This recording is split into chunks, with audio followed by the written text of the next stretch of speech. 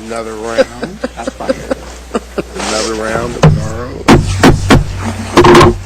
Welcome, everyone, to the May 29th City Council work session. Welcome to everyone here and at home. The first item up is something that we've been working on. That is an ordinance suspending multi-unit property tax exemption. Assistant City Manager. Thanks, Mayor. I'm here on behalf of John Reese, who's out of town this week, the rest of this week, so you have the pleasure of working with me. And I'm going to turn this first part over to Glenn. Both parts of the work session today are related to MUPTI, and I'll take it back when he's done. Last night you held a public hearing on this ordinance. Currently, the MUPTI program is suspended, and that suspension goes until June 30th. The ordinance in front of you would extend that suspension until July 31st. In light of the conversation you had after the panel conversation, you might want to consider changing the July 31st date to August 31st because you didn't have your work session to give direction on what the program should actually look like. But right now, the way the ordinance is crafted, the extension would just go to July 31st. And you're recommending August? Until August 31st. That would allow the council to act on a MUPTI revision prior to your break. If you did that by the end of July, then that ordinance would take effect prior to August 31st. And so if you decide to do that, what you would do is amend Section 2 of the ordinance to change July 31st to August 31st. Got it. Okay. All right. Any questions? Anybody have any questions? Yes, Councilor Zink. So why August 31st? I mean, we're on break then. If you act by July 31st with an ordinance, there's a 30-day delayed effective date under the charter, so that ordinance would not take effect until August 30th if you acted at the last possible time. If you don't act by the end of July, this means that the current program would go back into place, but the assumption is that the council will take action on the MUPTI revisions before your break. And we go on break. Your last meeting, I believe, is the end of July. Right. Okay. Yeah, July 31st. Okay. Other questions? You want to put the motion up? So I do have a question. So if I just put the motion out and say August 31st instead of July 31st, do I have to also move to amend, or do we move to amend that first, or? So if your motion would be, I move to adopt Council Bill 5093, extending the suspension of the MUPTI program, but changing the date in the ordinance from July 31st to August 31st. If you say so moved. So moved. Second. So moved and seconded. Well said. Well done, George. I just wanted to make sure that we got it right the first time through. Okay. All those in supported, please indicate. That would be 1, 2, 3, 4, 5, 6. In opposition, 1 in opposition and 1 person absent. Okay, passes. So we'll move on to the next item on our agenda, and that's the work session on Core Campus. Great. So this afternoon's work session is really just a beginning of a conversation about the Core Campus application. As you might remember, we received this application in January. Ordinarily, we would have brought this quite a bit sooner, but given that you, several weeks later, suspended the MUPTI program, we were kind of waiting to see what would come of that. You've had some really good conversations about revisions you'd like to see, outcomes you'd like to achieve. We were hoping, and I think the applicants were hoping, that that conversation would come to some sort of closure in a way that they could adapt and consider what other ways they might want to modify their application or other public benefits they'd want to add in to respond to the new criteria. So we haven't totally landed on the new MUPTI criteria, but we have a sense, and so what happened today is Mike and Amanda will walk you through the project at a pretty high level, walk through some of the financials, and then what we hope to do is generate some more questions and information that we can bring to you at a later date. So we have no recommendation at this time other than just to start presenting the information. With that, I'll just turn it over to Mike. Great. I'm going to make some opening comments about the site, the context for the proposed core project, the relation of the project to some of the other cities' efforts and goals, and lastly, review some of the features of the project. I'll then lateral to Amanda. Amanda will walk you through the public benefit criteria as they currently are established and they apply to this project, and the financial analysis of the project as it's been submitted. So, the site for the proposed project is a .62 acre parcel that's located on East Broadway. Some of you might remember that this is the old site of a Chevron gas station. In fact, there's some important brownfields implications for this project in this site.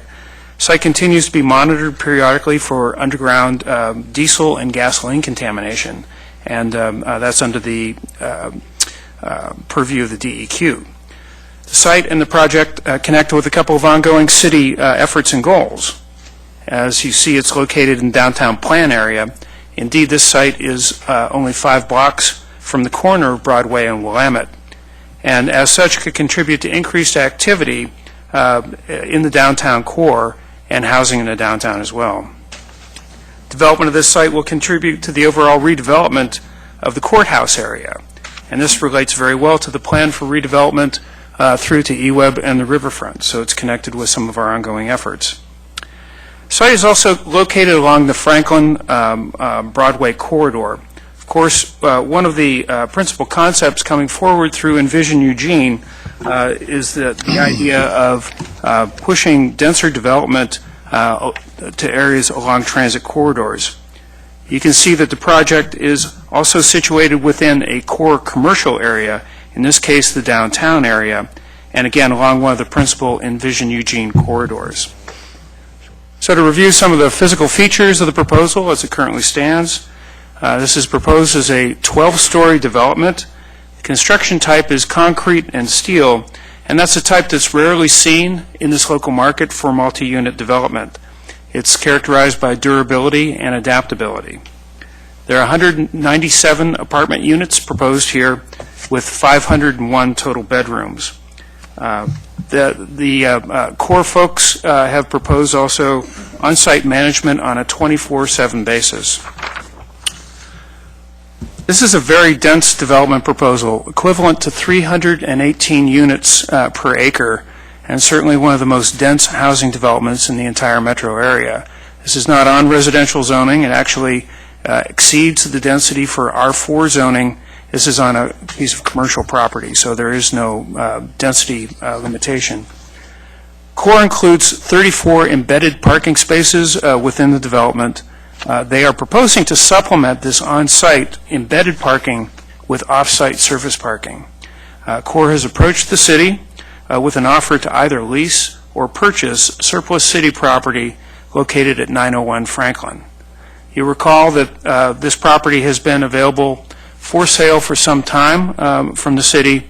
City recently accepted an offer on the property, but that redevelopment was withdrawn during the due diligence period and has not proceeded. Discussions on the 901 Franklin site will continue with Core, and terms would then be brought back to the council for your consideration. Project timeline.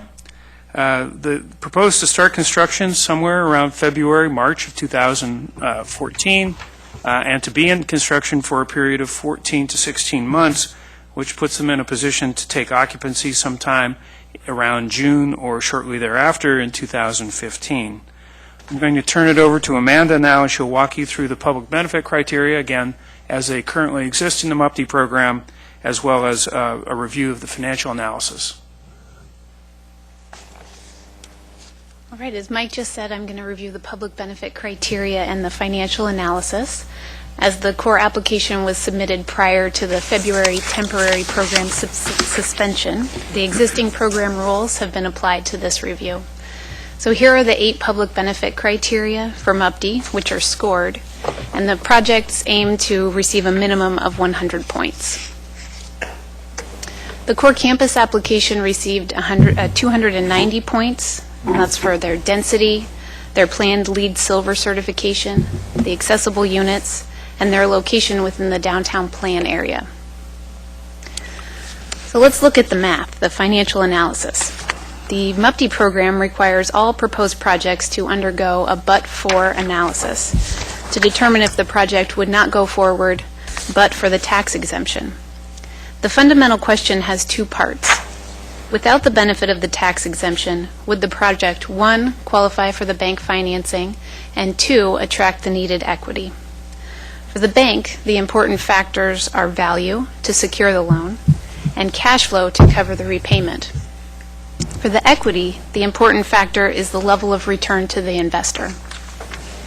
The process is to analyze the pro forma, which is the forecasted financial performance of a project. We use the same real estate analysis process as appraisers, lenders, developers, and real estate investors, which involves testing the important assumptions made regarding lease rates, vacancy rates, operating expenses, and capitalization rates. Our financial analysis was included in your packet as Attachment E, and our analysis was reviewed by the Loan Advisory Committee. As a reminder, that committee is comprised of local bankers and business people and community representatives. I'm going to walk you through the variables and assumptions that we considered in Core Campus's pro forma and the conclusion we reached following the analysis. I hope you can bear with me for this details and numbers part. First, let's look at the pro forma without the MUPD. We have stabilized year 1 shown here. Thank you. Why do we focus on year 1? Because it's the critical decisions that are made in year 1 on the availability of financing, and those are largely based on that year 1 performance.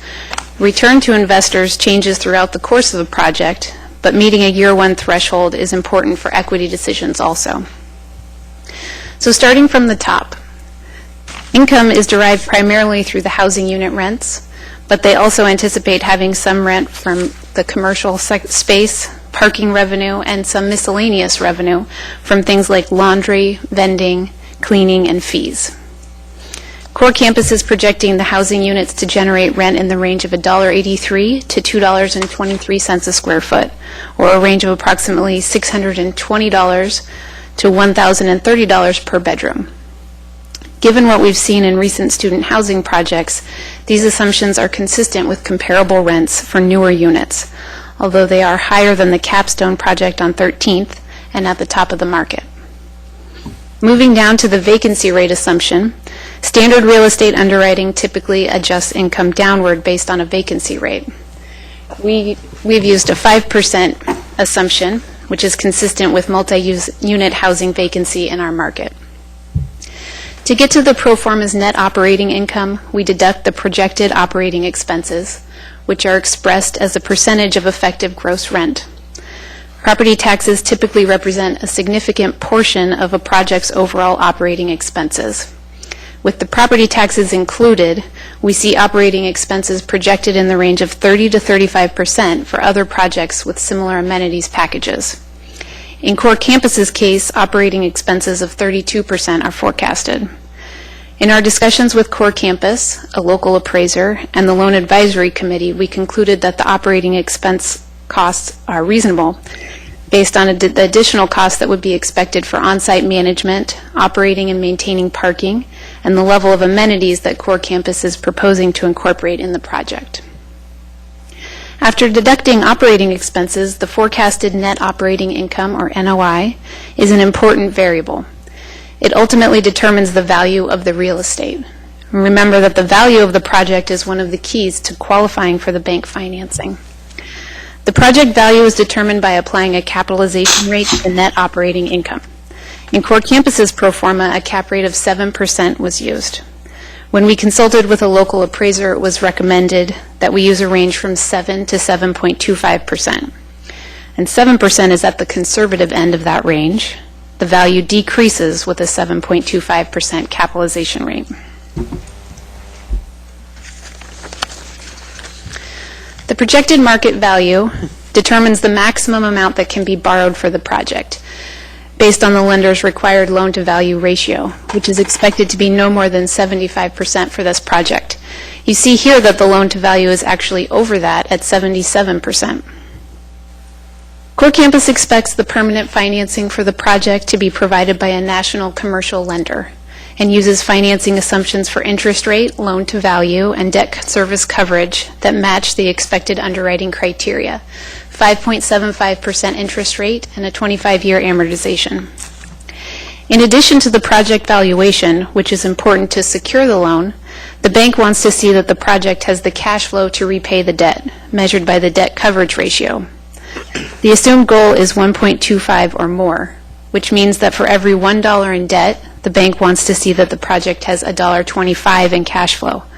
Core Campus without the MUPD only has $1.21 in cash flow for every $1 in debt.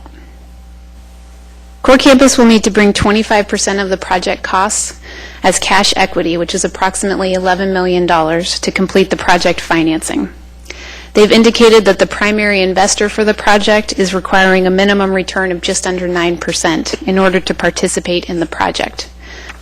The return on that equity is calculated by taking the cash flow and dividing it by the $11 million investment. This is the cash-on-cash return that real estate investors use in their evaluations. In the scenario that does not include the MUPD, the cash-on-cash return is projected at 4.7%. So now let's look at the project with the MUPD. Exempting property taxes reduces the operating costs for a project, which ultimately improves the financial feasibility.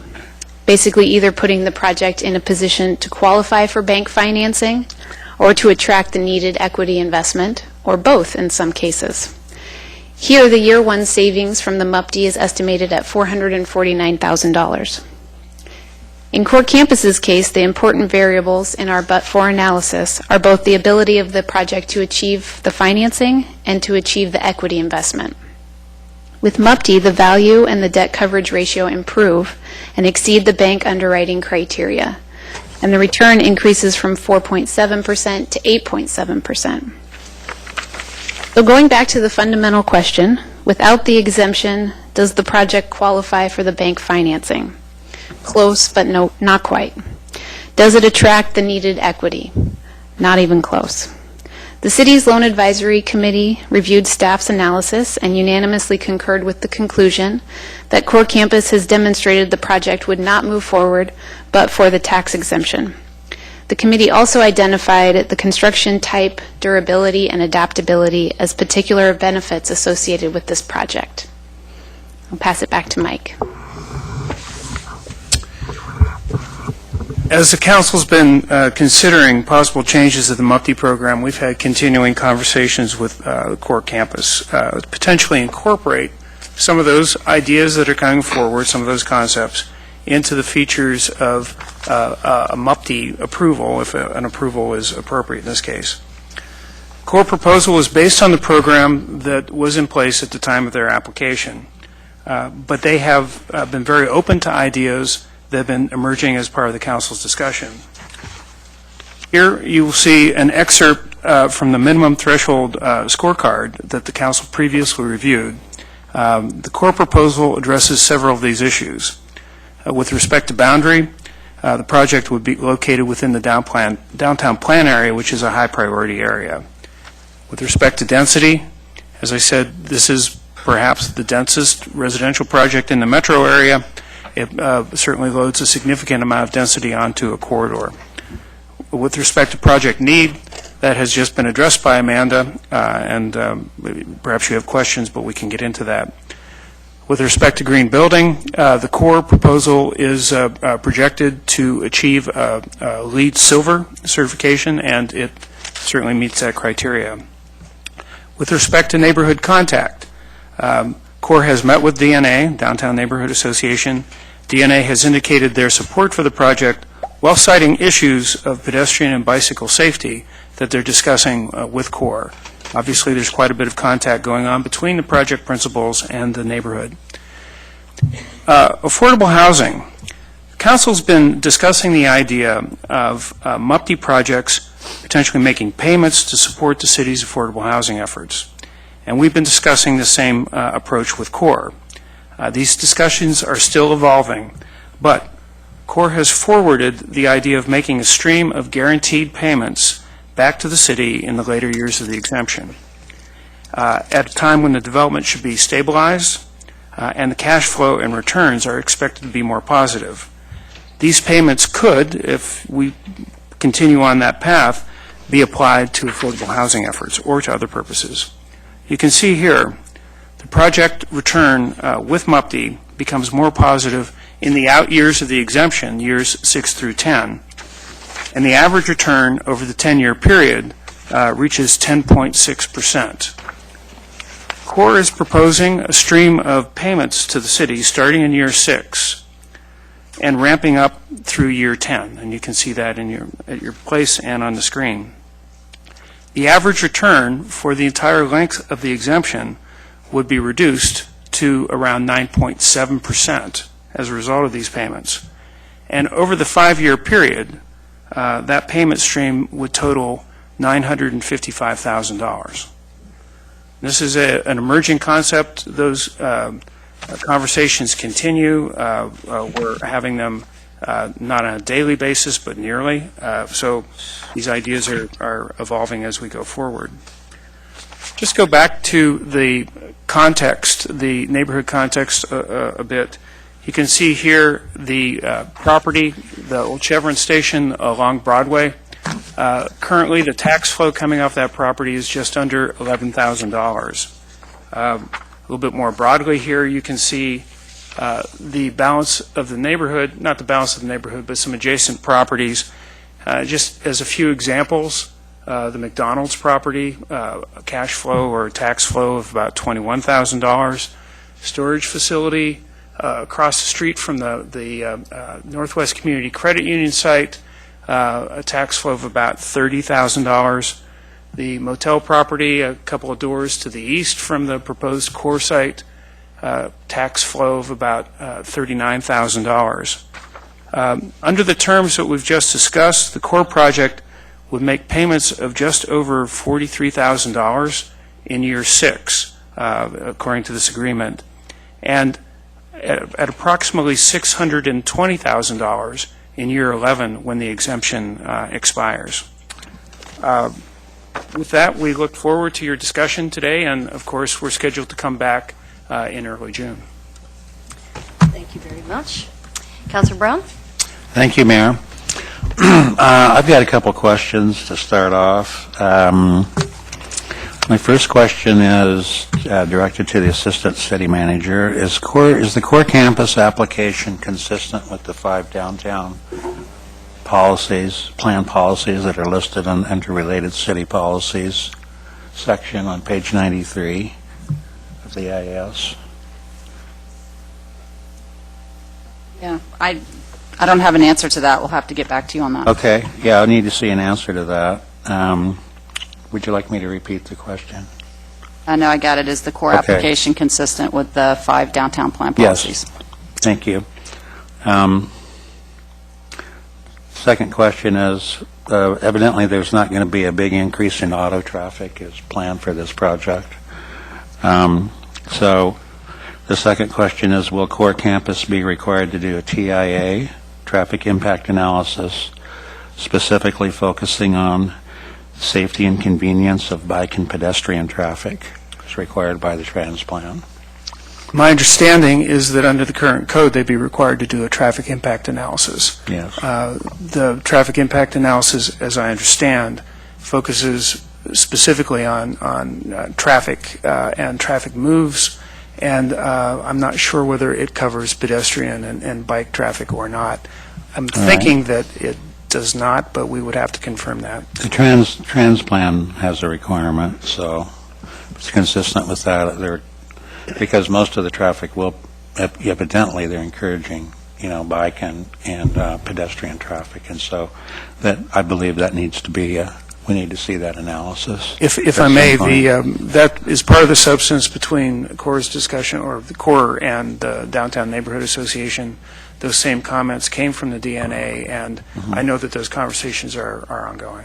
Okay. Well, my understanding is that it would be a requirement, so that's the reason I asked that question. Would the commercial space that they're planning, would that be included in the tax exemption? Is that envisioned to be part of it? They could certainly make application for that, or they could request that. That would be, as the entire MUPD decision is a council decision. Whether or not to provide an exemption on the commercial is also a council decision. Okay, and just out of curiosity, if you could pull that map up, where's the proposed parking lot on the city property that there, I had a hard time envisioning that. 901 Franklin, it's right across the street from the Phoenix Inn. From who? The Phoenix Inn, Behind Louis. right across the street from the original I see it. Pancake Okay. House. Okay, great, thank you, thank you. Okay, let's see how much time. Okay, let's go to the scorecard on page 92. This is under the current criteria.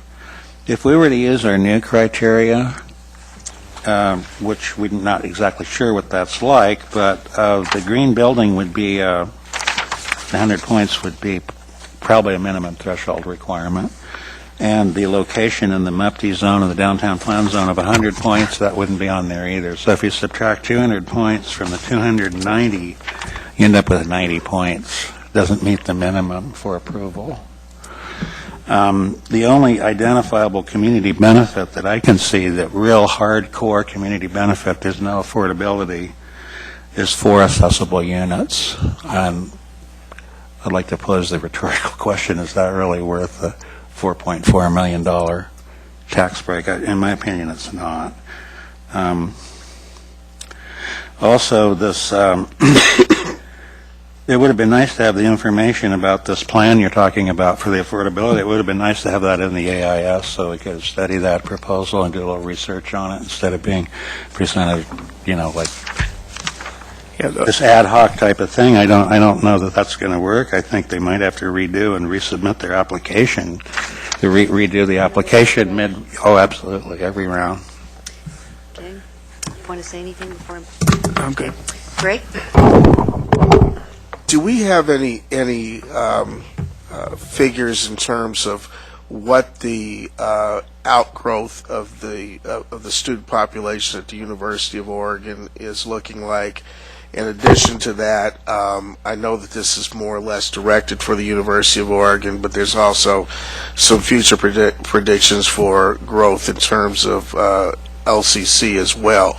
So my question is more to the issue of what is the total projected growth, and how does this project service that need, one, and then two, my understanding is, and correct me if I'm wrong on this, is that a lot of the campus buildings that currently are used for classroom space are going to be repurposed for other administrative needs, and then the campus will grow out even further. Is that another factor in terms of the need that's driving, the interest in developing the student level housing? I should have this number more accessible in my frontal lobe here. But when you had the panel here the other day, one of the members of that panel was an appraiser, and they had done a count of available units. Was it in the neighborhood or was it university units? You recall? University area. And I think there are two variables, at least two variables. One is the total number of students, and one is the distribution of housing units. And the number of housing units that are close to campus are actually relatively limited, and which suggests that students are living further and further and further from campus. So in terms of more units coming into the supply, location becomes a pretty significant variable, and concentrating students closer to campus is kind of the business plan that people are following. So that's one aspect. With regard to the repurposing of university buildings, I'm not familiar with that, but we can certainly look into that. Greg, you have any other questions? Not at this point. Mike? Thank you, Mayor. For me, this is it's important to look at this from a short-term perspective and from a long-term perspective. We've been working now for 7 years to try to get Envision Eugene right, to say how are we going to grow over the next 20 years. We've been working 7 years to figure out that 20-year thing, but that's a whole other discussion. one of the things that we're talking about very clearly is going from 31% multiple family housing to 45% within our UGB. We're saying that we're not going to add new land outside the UGB in order to do this. We're going to do this percentage entirely within the current existing UGB by redesignating lands and growing more densely. Every time we say no to an opportunity like this, we're making that harder and making it much more likely we'll expand the UGB more broadly next time. If we want to grow densely, these are our opportunities. It's been presented very clearly. For those at home who are watching too, one of the things during the election that was a big problem was the issue of tax breaks for projects like this, and I understand that. But it's been presented very clearly. It's a choice of having it or not having it. Either you grant it and have it, or you don't grant it and you don't have it. And here's what some of that means. If you don't have it, you have a brownfield with an old gas station tanks underground that will stay there forever because nobody's going to build on a place they have to pay to clean up first without an opportunity like this. Number two, right now we get $10,000 a year in taxes from that space. And within 10 years, in the 11th year, we'll get $620,000 a year in property taxes for that space, dwarfing the discount they'll get in the first few years. In the very first year, you nearly, well, you do. I mean, in the first year, you'll get 6 times what you would get in that 10-year discount time. And the useful life of the building as concrete and steel is decades of getting at least $600,000 a year to the city in taxes. And finally, the short-term impacts. This project is planned at $45 million shot in the arm to the local community's economy. That's the exact same amount as an entire year of arts and culture's impact on our local economy. One project, this one, is the exact same dollar amount as those. Thank you very much. Alan? The answer to your question, Greg, about population growth and student, there was an increase up to 25,000, a little over 25,000 students, but that's leveled off and there's no near-term increases suspected over the next several years, so it's flattened. So there are 7,000 bedrooms in the campus area for those 25,000 students, so what's happening is the proximity to campus is what's driving the demand, not new students. So it's people moving from outside that area into this area, and that's what's the proximity is what's driving these projects. I guess the question for me is, well, what's the impact on other apartment complexes as we subsidize that? I don't know if there's a good answer to that in terms of that staff can come up with, but I guess the threshold question for me is, do we need to subsidize more student housing? Not only student housing, but high-end student housing, $650 to $900 a bedroom rents. So this is at the high end of it. It's a very nice project. I really like that part of it. I guess the question is, there was some discussion about convertibility to regular housing, and I'm not sure what student housing to regular housing actually means in the context of this project. Have you had that conversation and put some more meat on that conversation for me? There's a range of unit sizes included in this development, but there are a number of quads, which are 4 bedrooms, typically much more plumbing, sometimes as much as 4 bathrooms as well.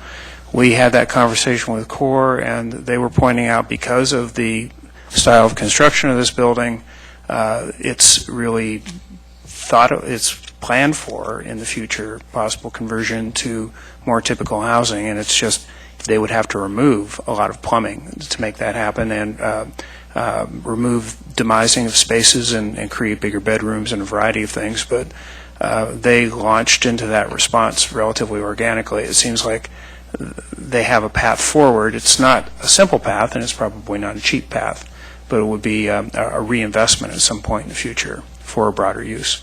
So you could take four-bedroom, a quad, and turn it into a 2 or 3-bedroom apartment. Although whether or not that's actually financially feasible is an open question, kind of depending on the rents, I suspect, and probably not that feasible, other than around the campus, which has significantly higher rates.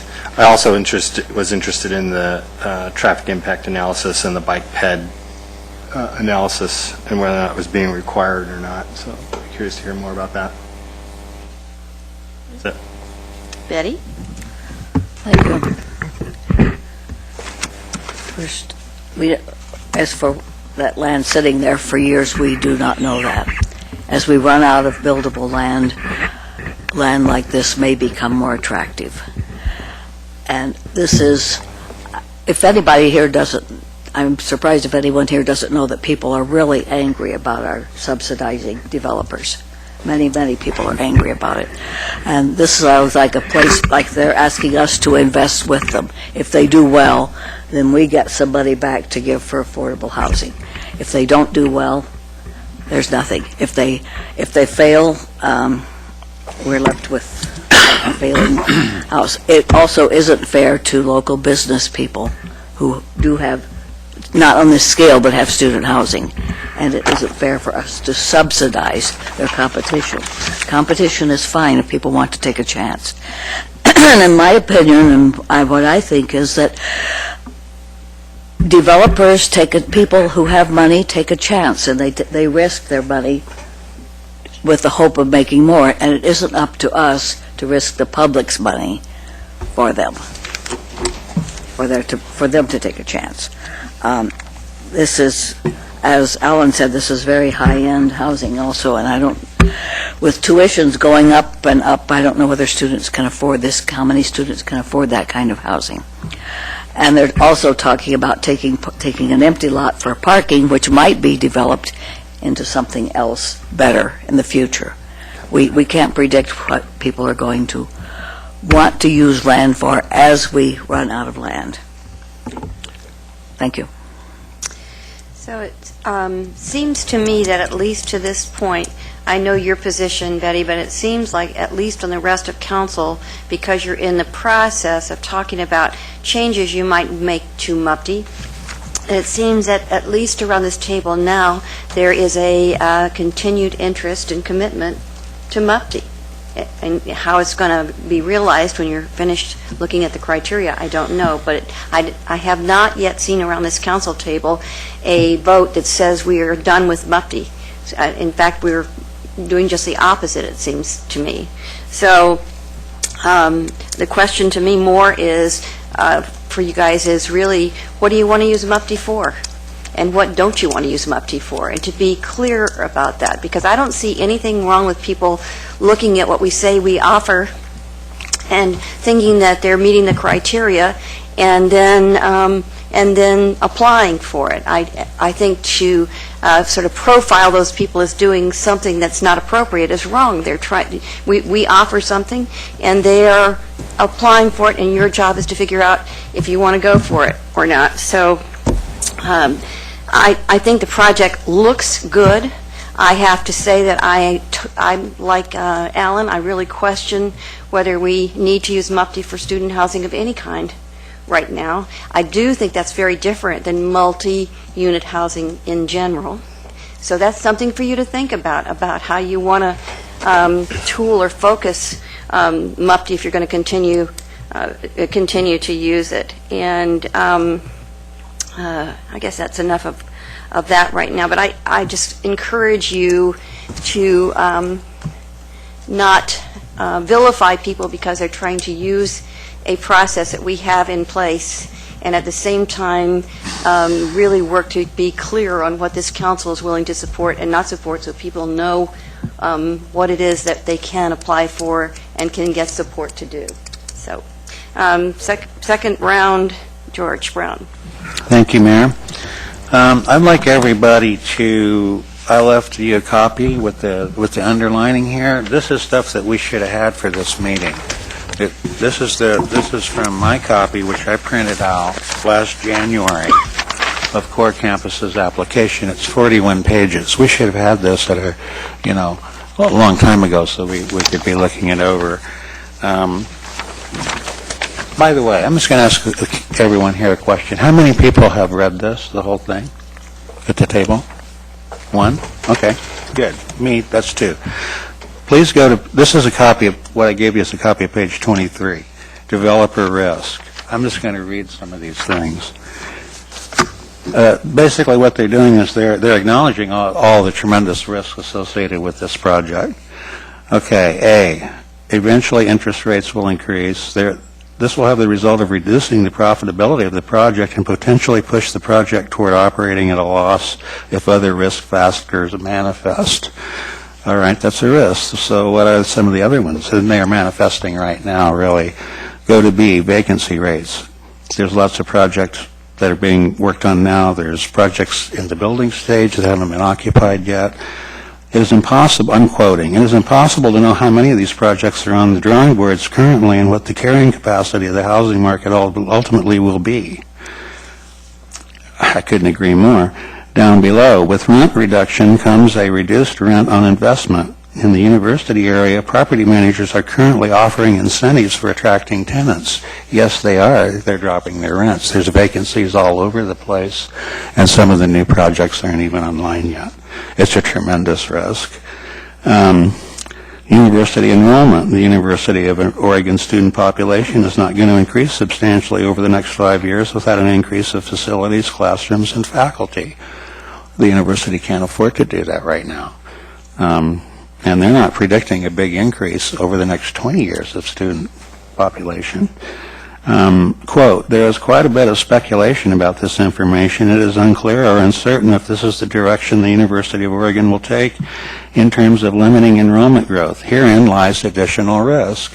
We already know, it's been acknowledged by many knowledgeable people in town, including one person on the panel last week, there's an overbuild of student housing. There's an overbuild. There's lots of vacancies. So basically what the developer is asking on this page, where they're stating it's risky, there's an overbuild, we don't know what's going to happen, we want the taxpayers of Eugene to share this tremendous risk with us. That's what this page translates. That's the unspoken message here. So we as a council need to decide, do we think it's fair to ask the taxpayers to share this risk with the gigantic corporation from Chicago? Yes, please, every round. My polite way of saying your time's up. It's interesting the way this issue gets discussed. It's interesting to me because in a lot of the comments I read from people outside of this room when they talk about it, they talk about it as though when there's a MUPD that we're writing a check to somebody. They talk about it like it's money we already have in the bank, it's money the city has, it's your money, and we're spending it to do this, when nothing could be further from the truth. If we do nothing, if they do not build this building, we'll get $10,000 a year on that property as property tax as currently created, as currently exists.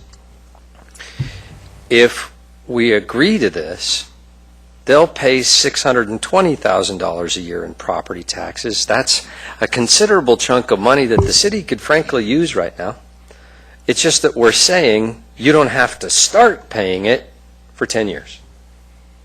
It's not a question of writing a check or the city giving money that we already have, because we don't. And if they don't build it, we won't have it ever. It's a question of, do we want to say, yes, we'd like you to build this, it'll help our goals, but we'd like you to go ahead and start paying the taxes you'll owe in a few years. We're going to cut you a little break on when you start. The issue of risk that was discussed too, Betty, I would frame it differently than that. I would say we're not sharing risk. The risk to building this and the risk to operating it remains. There's no risk that we're taking. We're simply saying We're going to make it possible for you to build it, or we're not.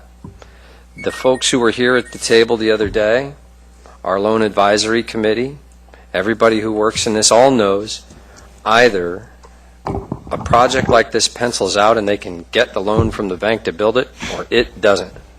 And without this MUPTE, it doesn't. It won't happen. I spent some time, because of the MUPTE discussion, talking with a group of plumbers, electricians, guys that do a lot of this work, that live locally. More and more of them are having to move away. More and more of the folks that they work with are having to move away because the work isn't here. And we don't seem friendly towards inviting more of it from their perspective. Their concern was that we absolutely keep this in place and encourage more opportunities like this because they need to work.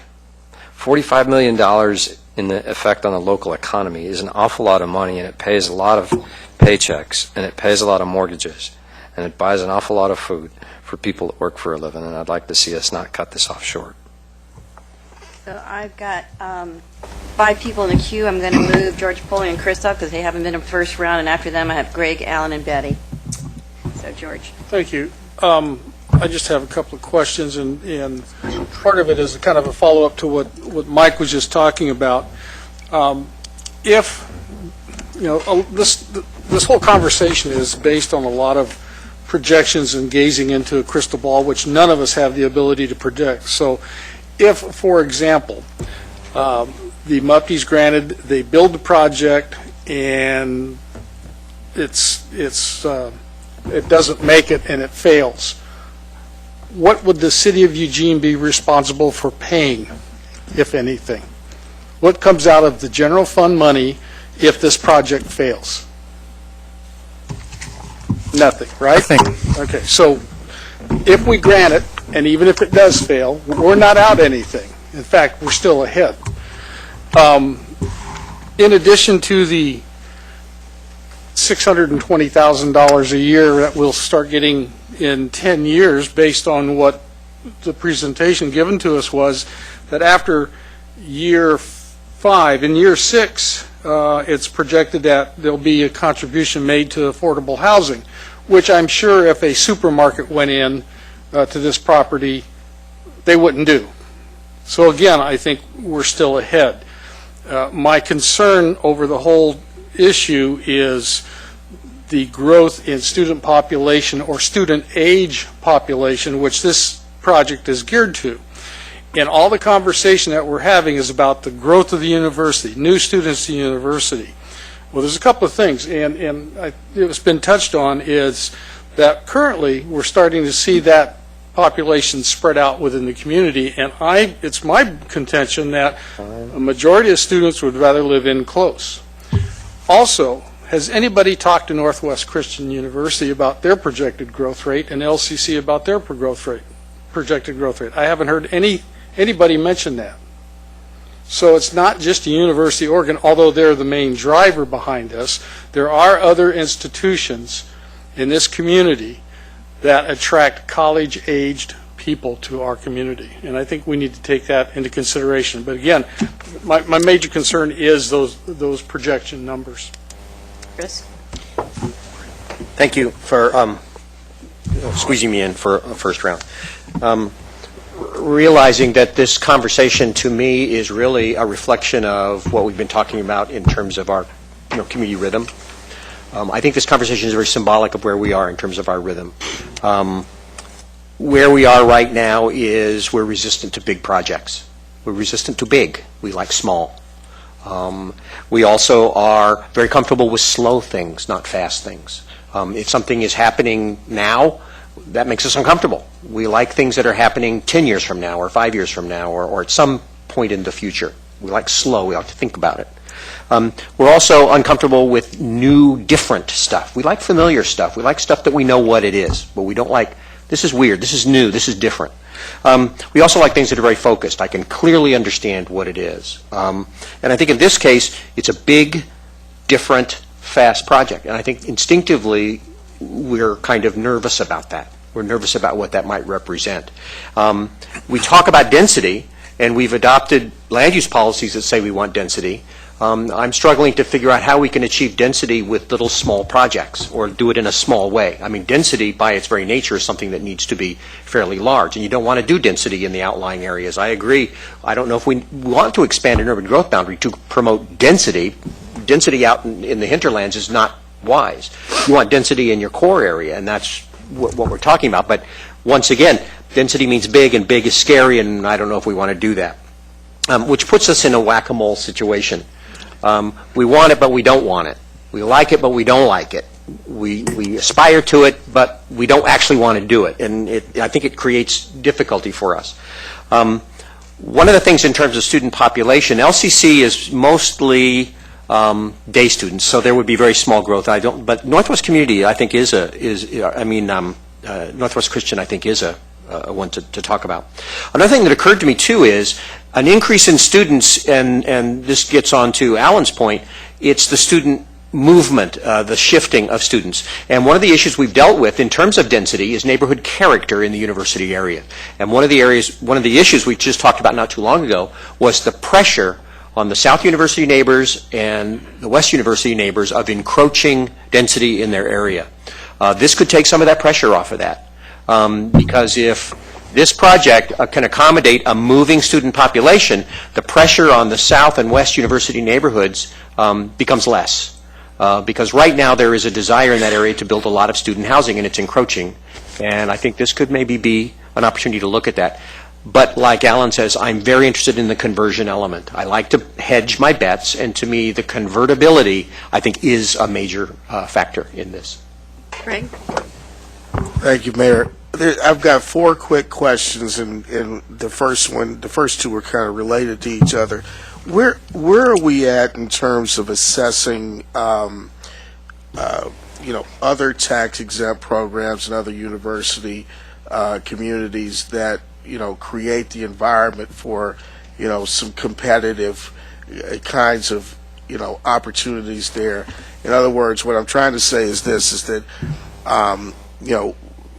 we don't, as a university community, we don't operate in isolation of other university communities, 1. And 2, have you seen any kind of other MUPTI-style programs or tax-exempt programs that have been in other communities similar to our community that have been successful and or failed, and what does that look like? So I'll leave those first 2, and then I'll come back to my last 2. Amanda, do you want to say anything about the Giblet program? Giblet. I think they call it Giblet. That sounds like a rodent to me. Yeah. Yeah, the acronym is GPLET. Giblet? I called it Giblet, I'm sorry. I'm hungry. Right. So this is in Arizona, and it's a long-term approach to increasing taxable value on government-owned properties in targeted areas, and those areas that are characterized by conditions of slums and blight. And where that program is similar to the MUPTI is in its interest in influencing development in a certain location and the substance of that development. I don't know that it's connected specifically to the university, as is our program. University's always in the background somewhere. Right, and the reason that I brought that up is because when Capstone came to town, they had done business down in Arizona, and they mentioned this program. Not sure whether they worked with it or not, but it was available in that area.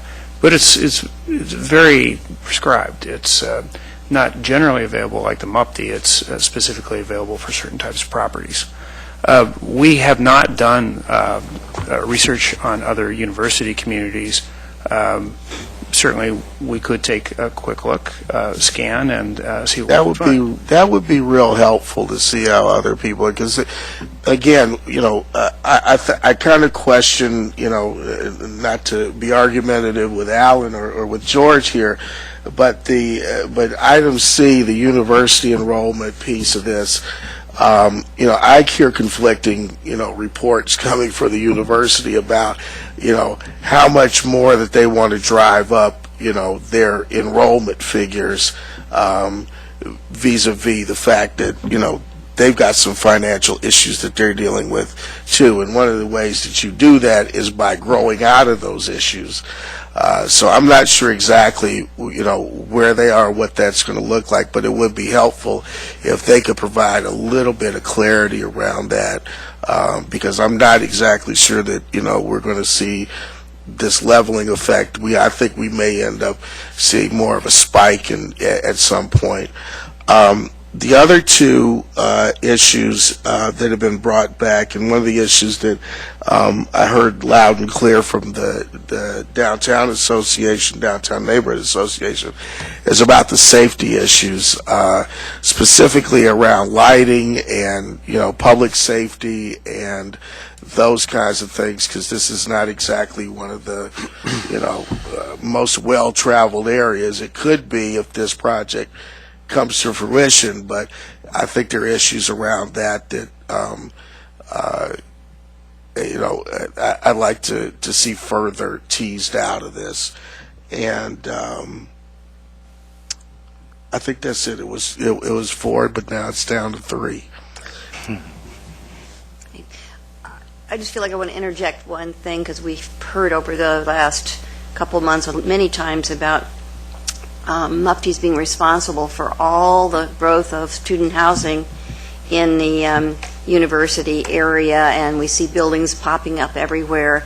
I just feel like I want to make the point that probably 90% of those or more don't have any Mufti whatsoever. So it isn't what has been driving the growth of student housing is that during the recession, you couldn't get financing for apartments. You couldn't get financing for condos. In fact, about the only kind of construction financing you could get was for student housing, which drove everyone who wanted to build anything and employ anybody to try to find some way to build something in the university area. So that is, all of a sudden we had things growing like Topsy in the university area. And even now when I go over to 18th, I see another big, huge thing popping up there.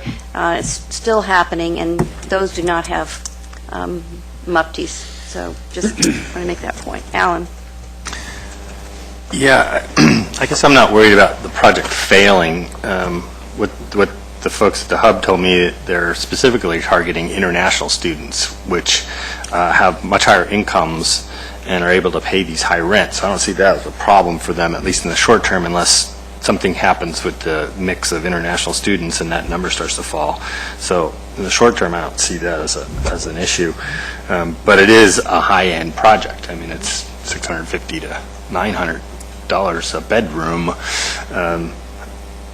It's a lot more than I paid when I was in school, but that was a long time ago. So is the term fixed for the 10-year period under the existing rules? We can't adjust that term? The length of the Mufti you can adjust, or you could set in the resolution if you approve it.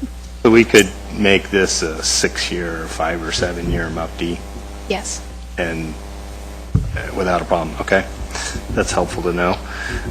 When I look at the Mufti payout, it ends up over the 10 years being $5.148 million in total tax exemptions, and then they're offering to pay back about $955,000. You said it's about almost 19%. That's pretty good, and it changes their return on investment from 10.6 down to 9.7, so it still meets their requirement for return on investment from their investors. I didn't hear anything about their local hire plan. And we're still having those conversations with them. Obviously, it's a construction type that's relatively complicated, not one that you see in this market. Not sure how their approach would be with respect to a general contractor, but there are a lot of people who work on sites apart from the general contractor. So there's certainly opportunities there, and we'll continue to have those discussions. Because that was one of the minimum threshold criteria that we're considering. Another one of those is the financial disclosure part, about having them disclose the finances. Even my expectation is that if that gets passed, it's going to be in a confidential manner, so that it's not an open public document, but it is used by the city and also used to potentially do return share of the savings and potential type program and other things. But what's their stance on financial disclosure of information? We've broached that with the core group. They're somewhat resistant to that. What they have offered... Because they're private, they're not financing through a bank. Well, the bulk of the financing will come from a bank, but the equity group is closely held, as we understand it. What they are offering is a guaranteed stream of payments, which is not based on the performance of the project. It's guaranteed. So the way we would translate that, and yet, of course, the details are yet to come, is that the availability of the exemption is predicated on the guaranteed stream of payments. So regardless of the operation, in order to get the exemption, they would have to make those payments in the out years. So that addresses the sort of return to the city, the sort of cash flow or revenue sharing or return sharing, but they are somewhat resistant to the idea of financial disclosure. Mm-hmm. And that $955,000, that's just what they've offered? It's not what we've pushed back on? Well, they made an offer, and we're sharing it But we haven't in real time. counter-offered them on anything, okay. And then, I guess the one other issue for me is the scale of this project. And it's so large, and it's 12 stories. There's nothing around it except for maybe the Citizens Bank building that's 8, maybe 10 stories tall, but those are kind of far away. A couple of people have noted that this kind of looks like Awapulya Tower. And it's Yapoa Terrace. That's right, Yapoa Terrace. Yapoa Terrace Tower is kind of out of context, out of place. Can you address that issue too? I think it does seem like a Another round down. giant building right in the middle of everything that's 1 story, 2 stories. I can say that the courthouse is a block away. Courthouse is the equivalent of, I believe, a 5-story building, although the stories are really strange in the courthouse because they're so large. It will be very close to the Northwest Community Credit Union building, which, of course, they're still working on their plans. It's been described as a 4-story building. So that I would assert that the neighborhood is building up a little bit. It certainly is has a much different profile in every regard than the surrounding or adjacent development. I was going to can I add one quick thing? Sorry. I wanted to address a little bit more detail on the local hiring question, because that's a conversation I was actually a part of.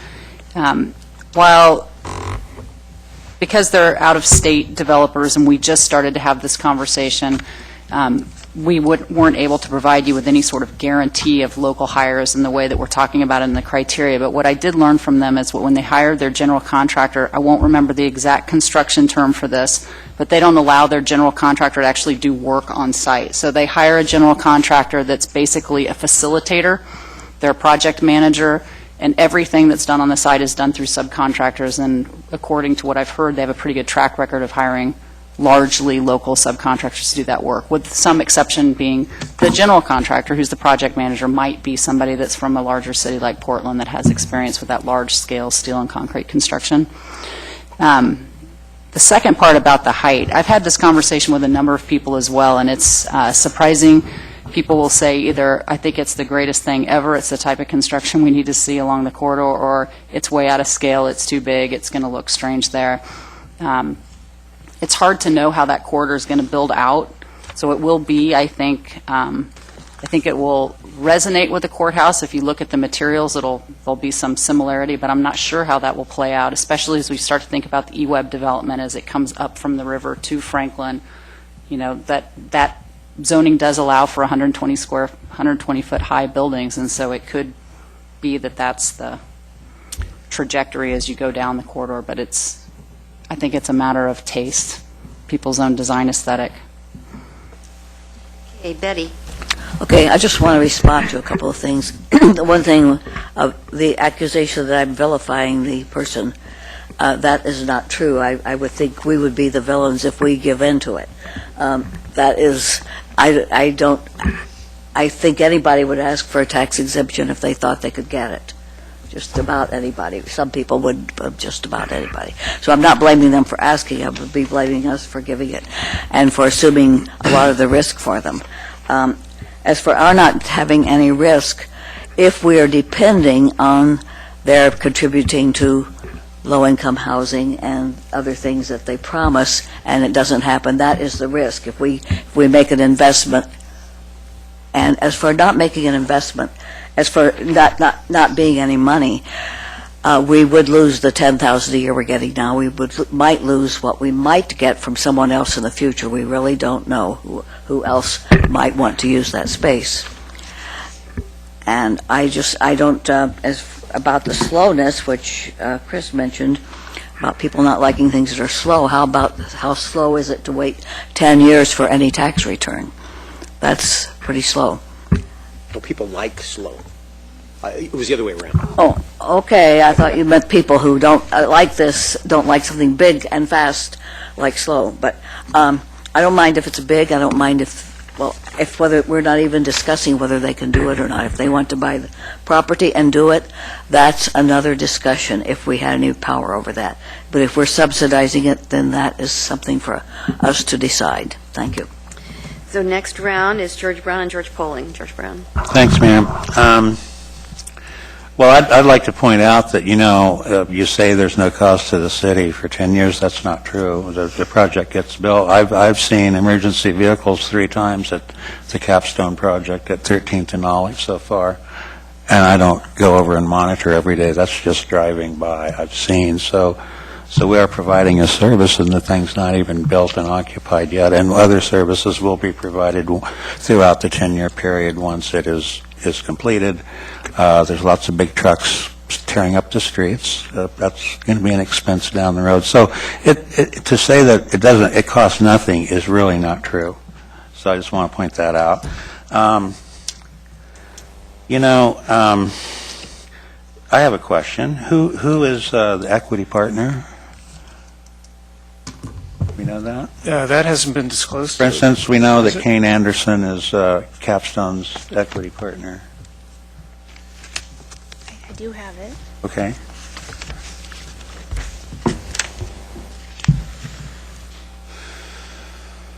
It's likely to be affiliated with DRW Trading Group. Okay. Thank you. That hasn't been finalized? You say it's likely to be? It's Right. They're still negotiating with their equity partner? Right, and waiting I to see. see the results of this conversation. Okay, among all other right. things. Well, I'd just like to address, since somebody brought up GIPLET, I'm not totally familiar with that. I do know that the Arizona Supreme Court and I haven't researched it yet. I will send everyone a memo once I do.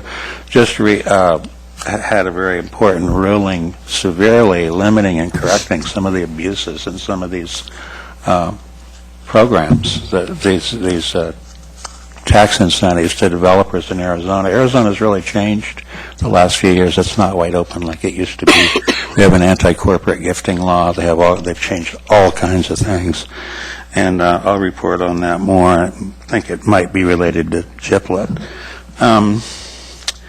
And I really have to say that these last-minute ad hoc negotiations with the developer this late in the game,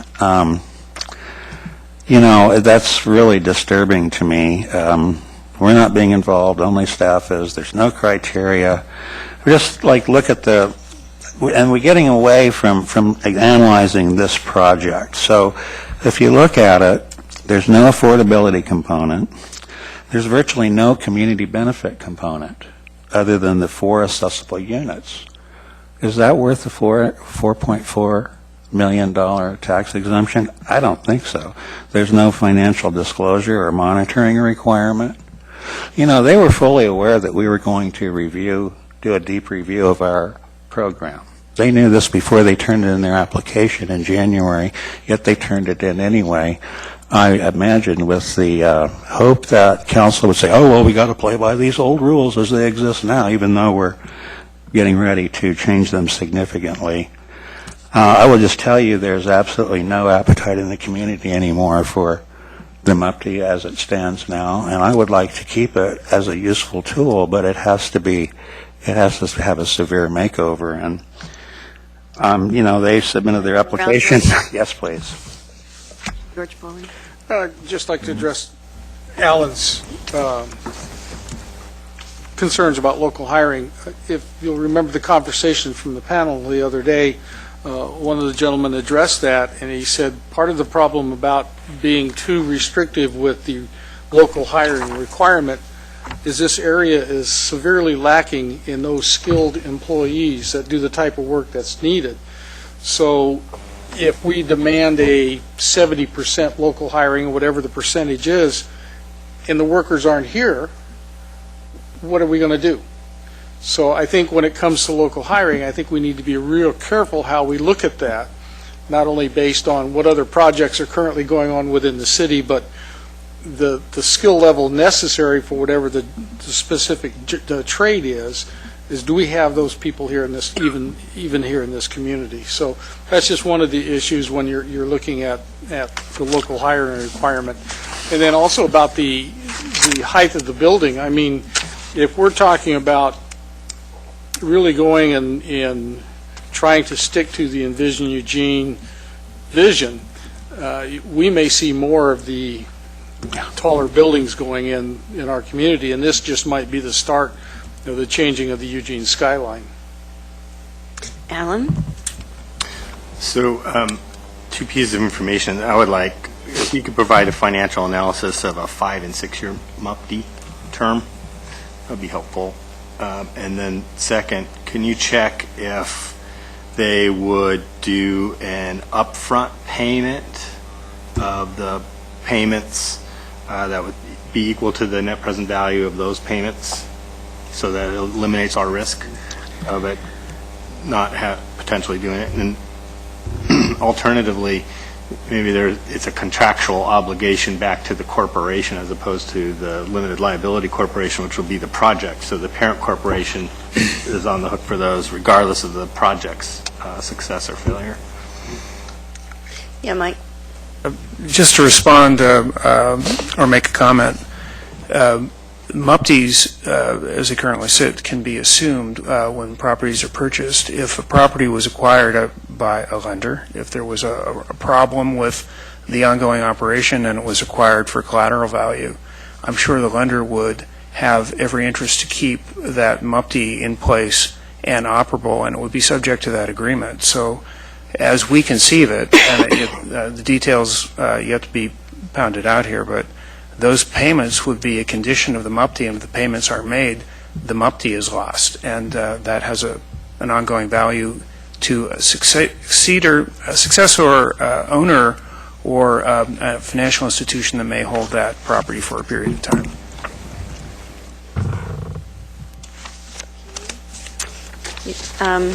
George Brown? Thank you, ma'am. I want us all to keep something in mind here as we think about this project. And that's what we're I believe that a majority of us are trying to make the bedrock of our whatever new MUPTI program that we come up with. And it's the same as Portland Housing Bureaus. Their guiding principle is affordability and community benefits. And I don't see either one of those with this project as it's currently structured.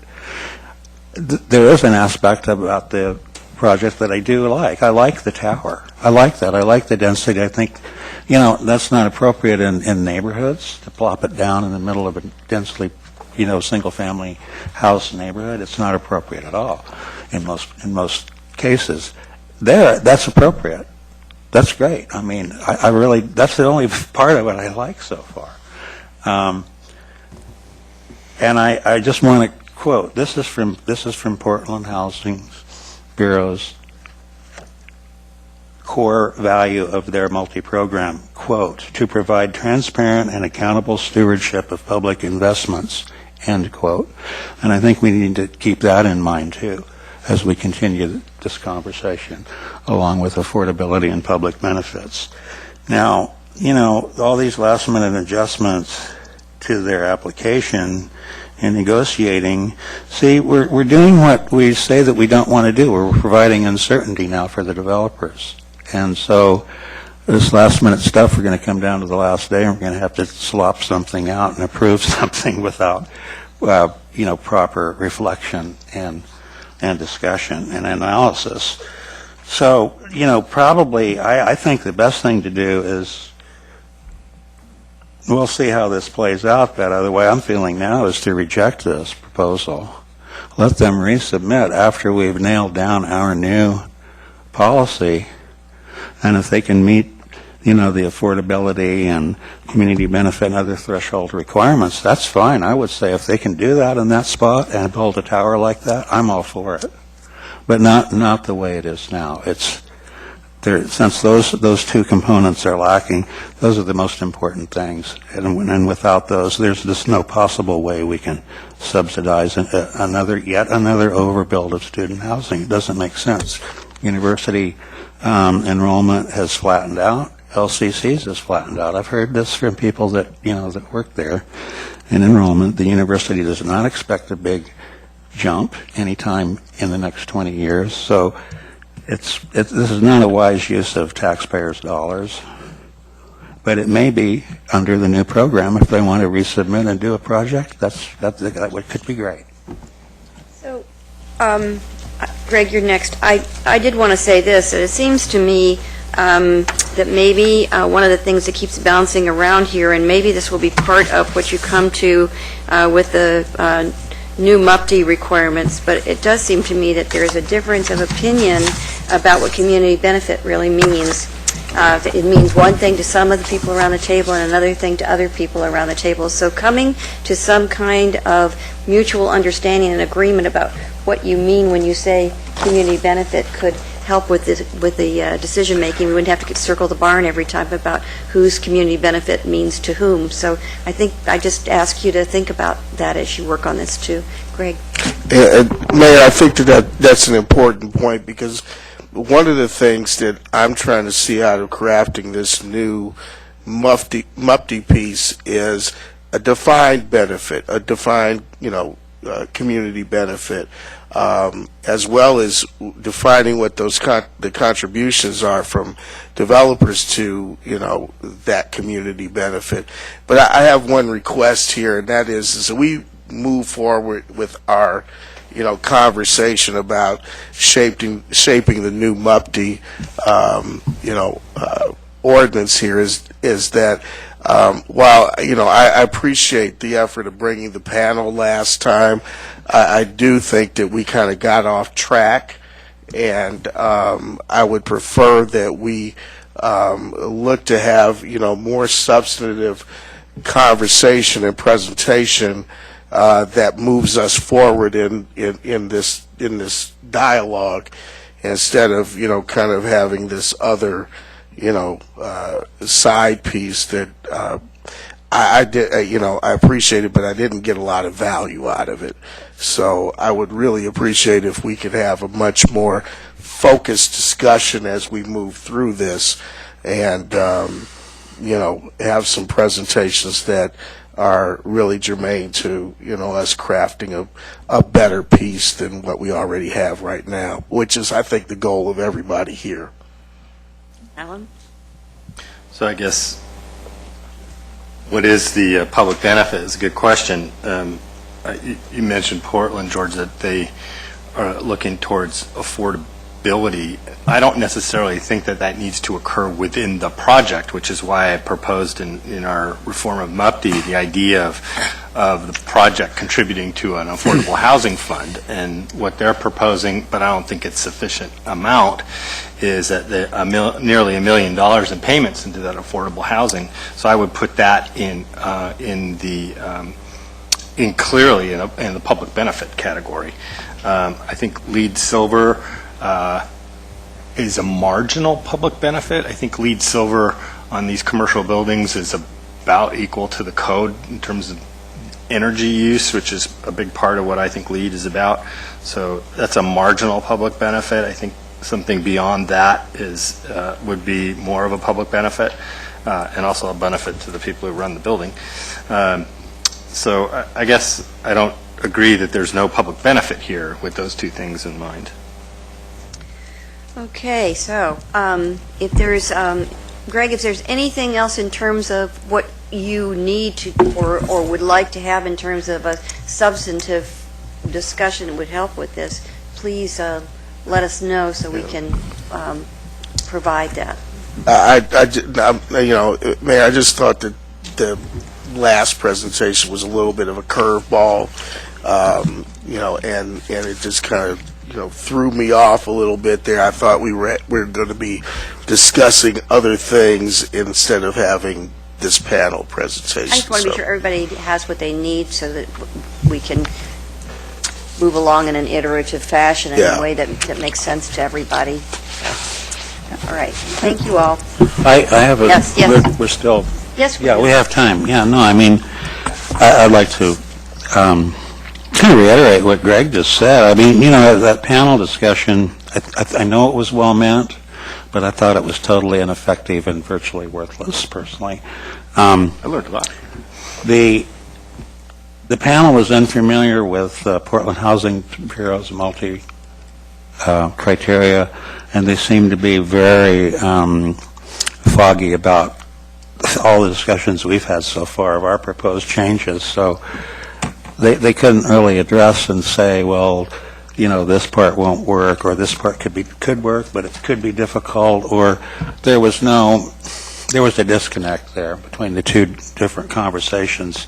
I did enjoy one of the people mentioning the overbuild of student housing near the university, though. That was useful. I just want to go back to people's not understanding what the community benefits are. We've been talking about them in every conversation.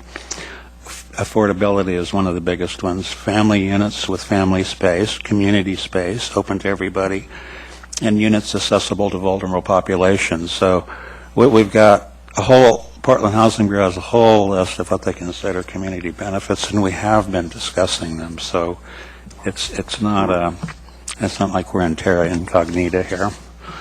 I guess that's it. Thank you.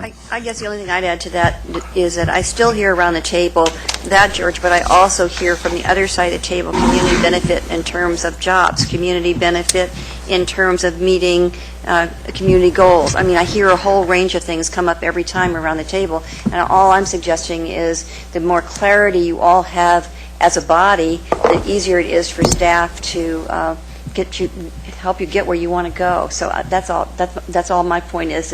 It's not a disagreement at all with what you're saying. I just think you guys have to come together about what you think is your criteria for community benefit. Yes.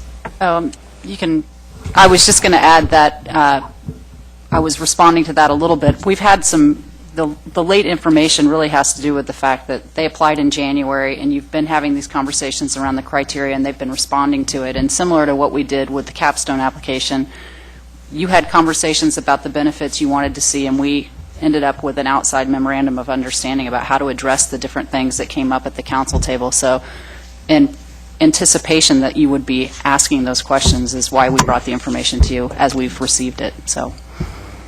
Great. I'm not under any illusion that this project is going to provide any affordable housing.